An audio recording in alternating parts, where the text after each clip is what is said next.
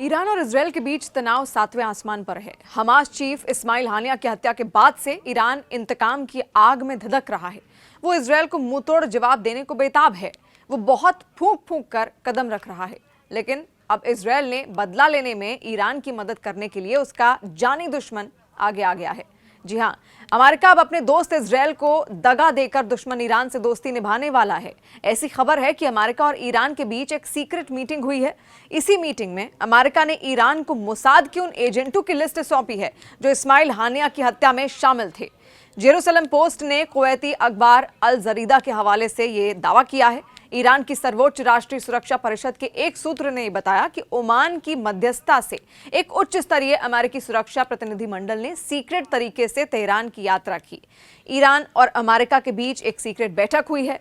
इस बैठक में अमेरिका ने ईरान से तनाव कम करने की बात कही है और रिपोर्ट के मुताबिक अमेरिकी प्रतिनिधिमंडल ने ईरान के सर्वोच्च नेता अली खामनेई को यह बताने की कोशिश की कि हमास नेता इस्माइल हानिया और हिजबुल्लाह कमांडर फुआद शुक्र की हत्या की जानकारी बाइडेन प्रशासन को नहीं थी। अमेरिकी प्रतिनिधिमंडल ने ईरान से कहा कि इजरायल के प्रधानमंत्री बेंजामिन नेतन्याहू ने अमेरिका को अंधेरे में रखा था। अब हानिया की हत्या कैसे हुई, ये भी आप समझिए। दरअसल हमास नेता इस्माइल हानिया की हत्या उस वक्त हुई थी जब वो ईरानी राष्ट्रपति के शपथ ग्रहण समारोह के लिए तेहरान में थे। इस्माइल हानिया की मौत एक विस्फोटक डिवाइस यानी कि बम से हुई थी, जिसे तेहरान में उनके गेस्ट हाउस में तस्करी करके पहुंचाया गया था।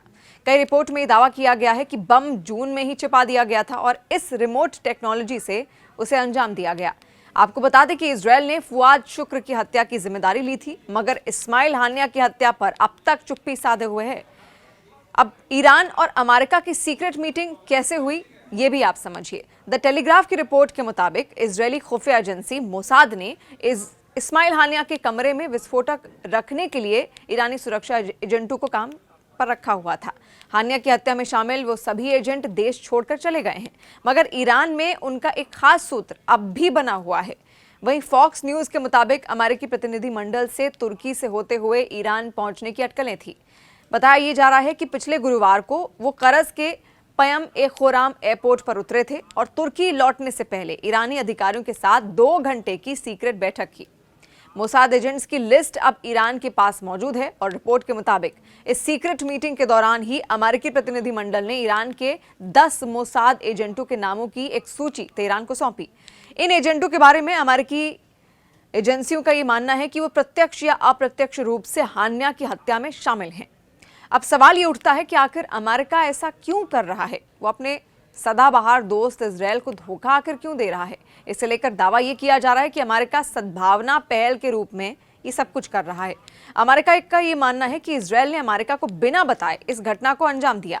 उसने हानिया की हत्या को लेकर अमेरिका को भनक तक नहीं लगने दी और साथ ही अमेरिका के इलाके में तनाव कम करने की भी कोशिश है, जिसकी वजह से उसने ये पहल यहाँ पर की। इस खबर पर आपका जो फीडबैक होगा आप कमेंट सेक्शन के जरिए हम तक पहुंचा सकते हैं और इसके अलावा तमाम न्यूज़ अपडेट्स के लिए अगर आपने न्यूज़ 18 इंडिया के यूट्यूब चैनल को सब्सक्राइब नहीं किया है तो चैनल को सब्सक्राइब कर दीजिए और बेल आइकन दबाना ना भूलिएगा।